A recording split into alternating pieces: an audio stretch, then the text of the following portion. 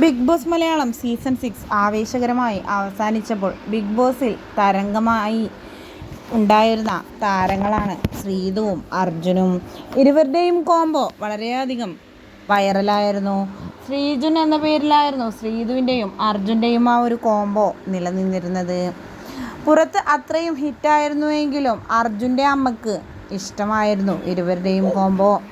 പക്ഷേ ശ്രീതുവിൻ്റെ അമ്മക്ക് വളരെ വെറുപ്പായിരുന്നു ഇരുവരുടെയും കോംബോ എന്ന് ഫാമിലി ടാസ്കിലെ അമ്മയുടെ പെരുമാറ്റത്തിൽ നിന്നും തന്നെ നമുക്ക് വ്യക്തമാണ്.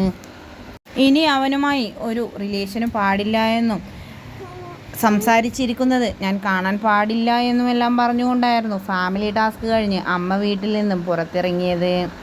എന്തു തന്നെയായാലും ശ്രീതു കുറച്ചെല്ലാം അത് അനുസരിക്കാൻ ശ്രമിച്ചുവെങ്കിലും ശ്രീതുവിൻ്റെ മാനസികാവസ്ഥ അതിന് സമ്മതിച്ചിരുന്നില്ല.